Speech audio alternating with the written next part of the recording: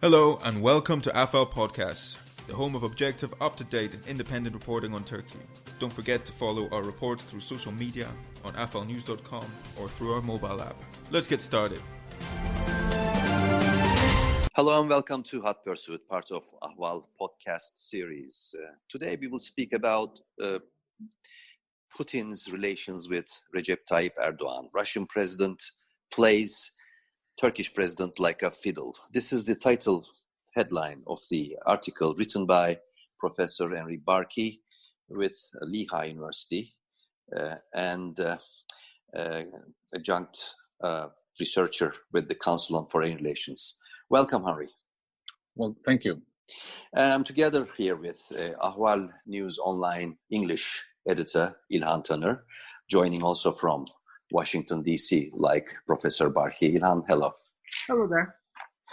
Well, the article is sort of a continuation of what Stephen Cook, again with Council on Foreign Relations, who wrote that Turkish President Recep Tayyip Erdogan plays Washington like a fiddle. And Barkey argues in this foreign policy article that Putin is actually the main winner of this triple game, and he plays Erdogan like a fiddle. Please elaborate on this, Professor Barkey, what you really mean by this playing like a fiddle.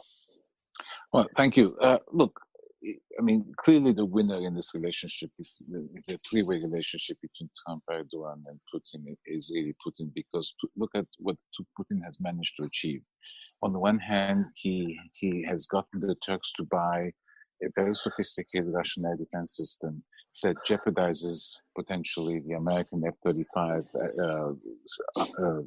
top-of-the-line aircraft, fighter aircraft system, and in the process, he not only is making lots of billions and billions of dollars out of from Turkey because Turks have to pay for this cash, obviously, but he also has managed to throw a hand grenade, if you want, in the relationship between Turkey and the United States.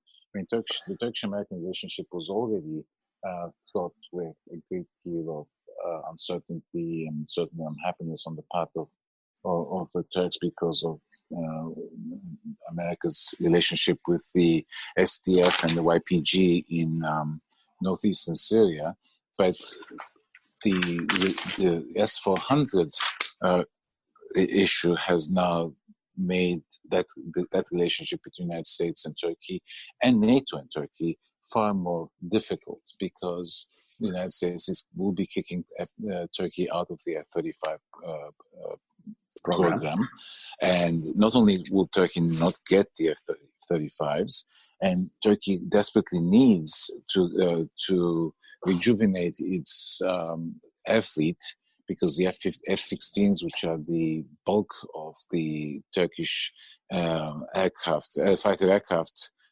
system, are getting old. I mean, they need to be replaced, but most importantly, Turkey had been made a member of the F-35 consortium and was producing a significant amount of parts for the F-35 program, and this includes the fuselage. And to me, what's very bizarre is that Turkey took a chance, a really big risk by getting the S-400s, because the United States said that from the beginning that this was putting the F-35 program in danger.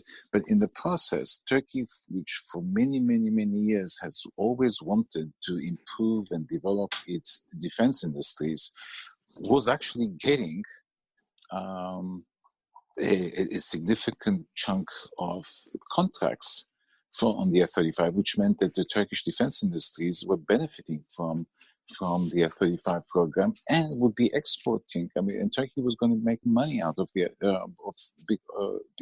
from F-35 component exports, and all of this has been now jeopardized because, in a kind of a peak, Turkey bought the S-400s. I say in a peak, and I should a little bit develop this, because why would Turkey buy the S-400s? I mean, why would Turkey knowingly buy a system that is at variance with its main ally, with NATO, of which it's been members since the 1950s, right? It seems to me that Putin must have been able to put some kind of pressure on Erdogan. I don't know what that is, right? But the fact of the matter is that, Turkey and Erdogan took a major step in Putin's direction. And what happens? In Syria, the Turks are in a very difficult situation because the Syrian army, with the Russian help, especially F-35 help, are increasingly putting the squeeze on Idlib, and slowly, they are starting to take over Idlib. Yes, we have ceasefires, but ceasefires get broken immediately. And to look at what happened last week, Erdogan went to Moscow. Erdogan went to Moscow, and he was filmed inspecting Russian aircraft, including the latest Russian aircraft, which has not been produced yet, by the way, the Su-57, which is supposed to be the challenger to the F-35.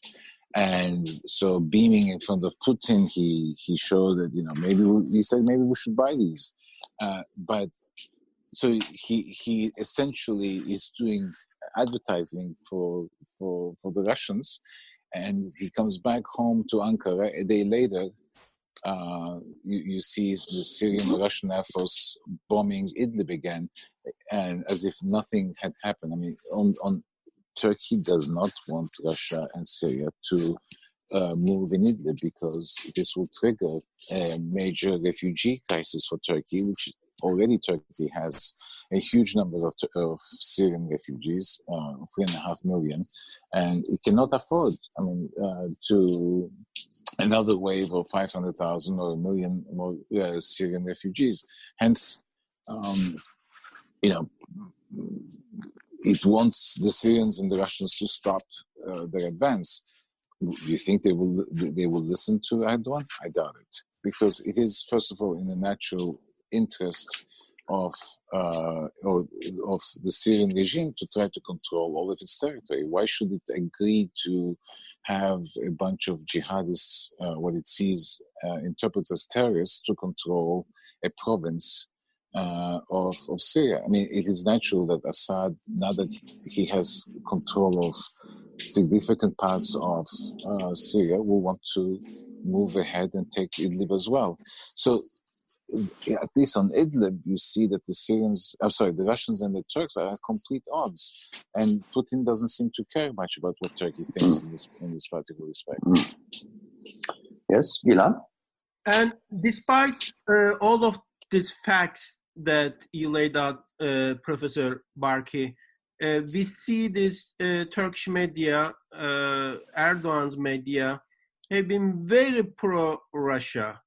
Russia has been supporting the Assad regime for years now against the Turkish position. Despite Turkey's traditional alliance with the West and U.S., we see that Erdogan's rhetoric against the U.S. is increasing by day, including yesterday during the ceremony in mid of Anatolia, again using very pointed language against the U.S. and accusing U.S. again supporting so-called terrorists against Turkey. Why do you think Erdogan and his media is so adamantly against U.S. for years, despite the fact that Turkey and Russia really do not have a lot of common interests even in the region? This is a very, very good question. I mean, here I put a great deal of the blame on American officials, because American officials see all these taunts and criticism and attacks. I mean, Turkey says now openly that Turkey's number one enemy is the United States. Turkey and United States are part of the same alliance, so that doesn't really make sense, does it? But it doesn't matter. I mean, the Turks have been able to say all these things because they get away with it, because Americans don't react. I mean, if you had an American president who got up and said to the Turks, you cannot do this. And if you continue criticizing, if you continue saying that we are your number one enemy, there will be consequences. Right? That would change. Look at what happened with Russia. The Turkey shot down a Russian aircraft, right? And immediately, both at the time Davutoglu was prime minister, Erdogan was president. They both were very proud of the fact, and they said, if it happens again, we'll do it. And both Davutoglu and Erdogan wanted to claim credit for shooting down the airplane. And then, within a year, they had backtracked. They apologized to Putin. They blamed the Gülen organization or the Gülen pilots for shooting down the airplane. I mean, this is ridiculous. And we all saw Davutoglu and Erdogan being very proud of the shoot down. And now, a year later, they were saying that it's Gülenists who shot down the airplane. I mean, and so why did they do that? Because the Russians immediately responded by sanctioning Turkey with respect to Turkish exports, agricultural exports especially. They reduced the number of Russian tourists going to Turkey. So then suddenly Turkey was paying a price.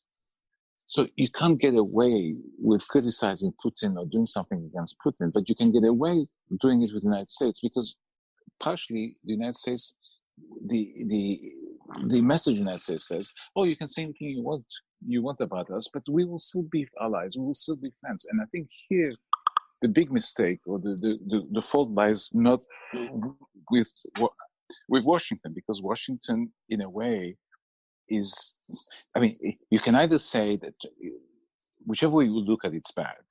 On the one hand, you can say Washington has a condescending view of Turkey and the Turkish politics. It's, these guys, they say all these things, but they really don't mean it. But because we have very serious cooperation at all levels with Turkey on a whole series of things, maybe not on Syria, but at least on Iran, or on bases, on counterterrorism, etc., etc. So it's all they think Turkey is not important. Right? I mean, whichever way you look at this, the fact that Washington has not responded is also, I think, a bad sign and bad policy making on the part of Washington, and in a way, what Washington doesn't realize is that yes, there's always been anti-Americanism in Turkey. It started with the left in the 1960s, right? And it has continued. But what is different now is that I have never seen a Turkish government take the lead in basically calling the United States an enemy state. Yes, there were problems between Turkey and the United States, but there will always be problems between allies. The Johnson letter, the 1974 arms embargo, and the invasion of Cyprus. I mean, we can list a whole series of these agreements, but at no point did Mr. İnönü or Mr. Ecevit ever say the United States is the enemy. Even though the United States imposed an embargo after 1974, the Cyprus invasion, I mean, they tried to work things out. And what I see that's different now is that anti-Americanism has now become essentially official policy. And again, I was reading Turkish newspapers this morning. I mean, they all basically when I say Turkish newspapers, it's only pro-Erdogan newspapers that are out at the moment. At least 90% of the papers and press is Erdogan controlled.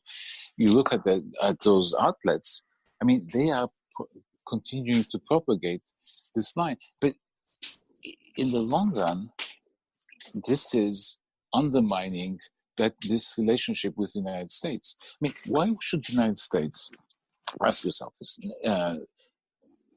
having already done something really important for Turkey, it allowed Turkey it gave Turkey contracts to manufacture part of the F-35. I mean, it showed essentially a great deal of trust in Turkey, trust in the Turkish industry, and then the Turks turn around and essentially jeopardize this, and then say the United States is the enemy. So why shouldn't an American government in the future, and especially an American Congress that is much more attuned to these things, approves any more deals like this, right?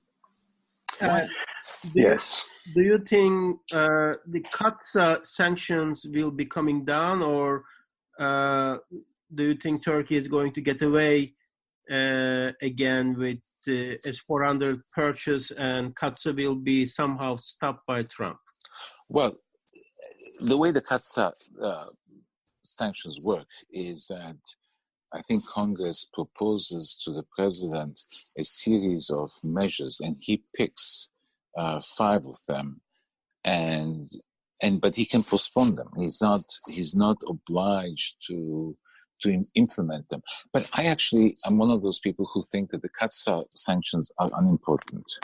The damage that was done to Turkey is really with the F-35 problem, because Turkey is losing now billions of dollars of potential exports. Because every time the fuselage, for instance, that Turkey was going to produce for the F-35s, and I think the helmets of the pilots, I mean, all of these things were think of, I don't know how many thousands of F-35s were going to be built. Turkey was going to export that equipment and the stuff that they produced to other countries. I mean, or to the United States. The United States will be paying them. I mean, so the real damage has already been done. Turkey is not going to get the F-35s, and it's going to lose this opportunity to export and earn foreign exchange. Our guest today was Professor Henri Barkey with Lehigh University, and also a researcher with Council on Foreign Relations.